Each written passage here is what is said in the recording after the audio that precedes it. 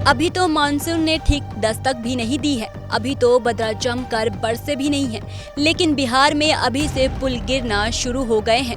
एक के बाद एक ताबड़तोड़ पुल ध्वस्त होकर पानी में समाते जा रहे हैं। आज 27 जून को किशनगंज में एक और पुल ने दम तोड़ दिया। किशनगंज से आई ये तस्वीरें बयां कर रही हैं कि कैसे सूबे का एक और पुल भ्रष्टाचार की भेंट चढ़ गया। बता दें कि ये तस्वीर है किशनगंज के डूबाडांगी गांव का, जहां कनकई नदी पर बना ये पुल पानी का दबाव नहीं झेल पाया।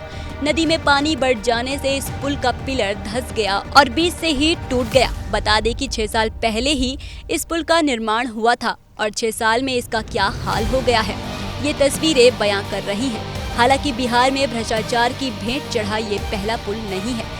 पिछले 10 दिन के अंदर अब तक 4 पुलों ने बिहार के पीडब्ल्यूडी के दावों की पोल खोल कर रख दी है।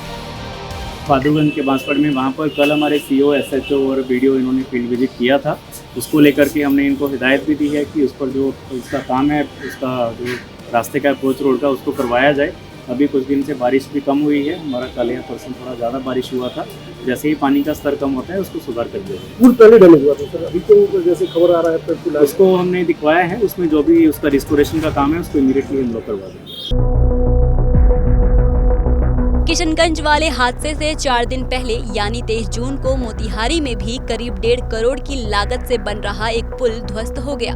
ये तस्वीर उसी की गवाह है, जहां पूर्वी चंपारण के घोड़ा सहन इलाके में करीब 75 फीट तैयार हो रहा पुल पानी में मिल गया।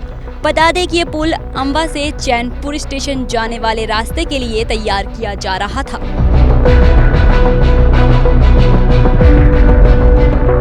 मोतिहारी हादसे से एक दिन पहले यानी 22 जून को सिवान में भी एक पुल ने बिहार प्रशासन की पोल खोल दी, जहां सिवान के गरौली गांव में गंडक नहर का पुल टूट गया, जिसके कारण कई गांव में पानी घुस गया और कई खेतों को भी प्रभावित कर दिया, जिसकी वजह से किसानों के लाखों के बिचड़ा नुकसान हो गया। स्थानीय लोगों ने पहले ही इसकी जर्जर हालात प्रशासन को बताई थी, लेकिन प्रशासन की लापरवाही देखिए, लोगों की बातों पर ध्यान नहीं दिया और नतीजा आपके सामने है।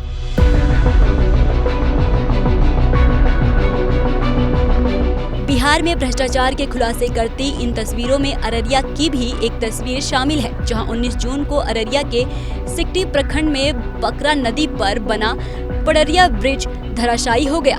स्थानीय लोगों के मुताबिक ठेकेदारों ने नदी से निकले बालू से ही पुल बना दिया और यही वजह रही कि नेपाल में हल्की बारिश के बाद जैसे ही नदी का पानी बढ़ा, पुल का 2 हिस्सा नदी में विलीन हो गया।